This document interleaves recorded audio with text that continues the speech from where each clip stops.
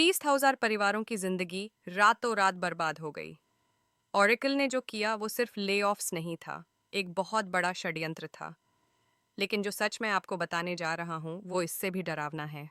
Oracle AI के नाम पर कुछ और ही कर रहा है और ये सिर्फ शुरुआत है। अगर आप टेक इंडस्ट्री में काम करते हैं या आपके घर में कोई सॉफ्टवेयर इंजीनियर है, तो ये वीडियो आपकी ज़िंदगी बदल सकता है। मैंने महीनों की रिसर्च के बाद ओरेकल के इंटरनल डॉक्यूमेंट्स और विसल ब्लोअर रिपोर्ट्स का एनालिसिस किया है, और जो पाया है वो हैरान कर देने वाला है। ओरेकल का कहना है कि लेऑफ्स एआई और क्लाउड एक्सपेंशन के लिए हैं, लेकिन सच्चाई ये है कि ओरेकल एक बहुत बड़ा डेटा मैनिपुलेशन गेम खेल रहा है। जब मैंने ओरेकल के रीसेंट एक्विजिशंस को देखा तो पता चला कि वो सिर्फ एआई कंपनीज नहीं, बल्कि डेटा एनालिटिक्स और बिहेवियरल प्रिडिक्शन कंपनीज को भी बाय कर रहा है। 30,000 एम्प्लॉयज़ में से 80% वो लोग थे जो कस्टमर डेटा प्राइवेसी और एथिकल एआई पर काम कर रहे थे। क्या ये कोइंसिडेंस है? मुझे नहीं लगता। ओरेकल के सीईओ लैरी एलिसन के रीसेंट स्टेटमेंट्स को देखिए। वो कह रहे हैं कि फ्यूचर में कंपनीज को एम्प्लॉयज़ की ज़रूरत नहीं होगी।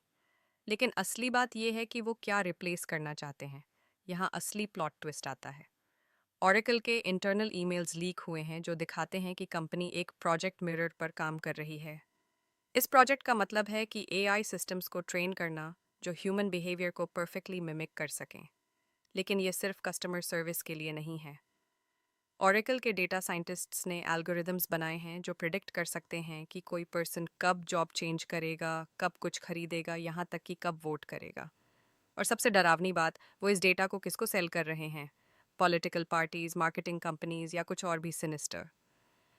ओरेकल के फॉर्मर एम्प्लॉयज़ ने बताया है कि कंपनी के पास अरबों लोगों का पर्सनल डेटा है और वो इसका इस्तेमाल मास मैनिपुलेशन के लिए कर सकते हैं। ओरेकल अकेला नहीं है।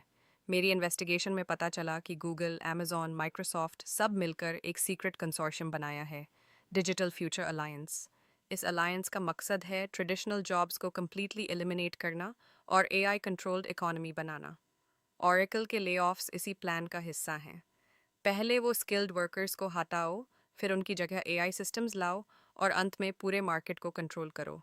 ओरेकल के इंटरनल स्ट्रैटेजी डॉक्यूमेंट्स में साफ लिखा है, phase 1 workforce reduction, phase 2 AI implementation, phase 3 market dominance.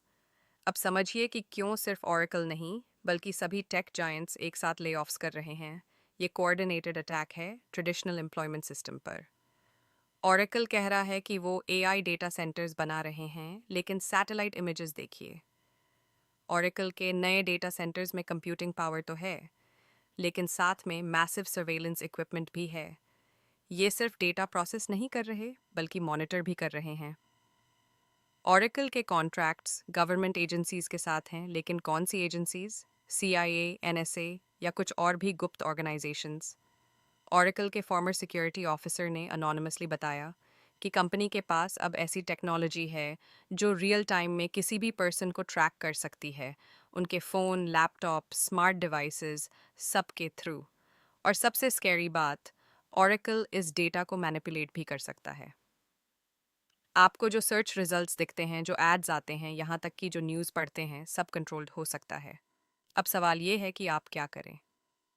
Oracle के लीक्ड रोड मैप के अनुसार अगले 5 सालों में 70% टेक जॉब्स एलिमिनेट हो जाएंगी।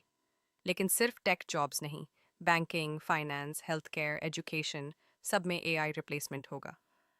ओरेकल और इसके पार्टनर्स का प्लान है कि 2030 तक एक एआई डोमिनेटेड इकोनॉमी बनाएं, जहां सिर्फ वो ही कंट्रोल करेंगे जॉब्स, सैलरीज, यहाँ तक कि आपकी परचेसिंग पावर भी।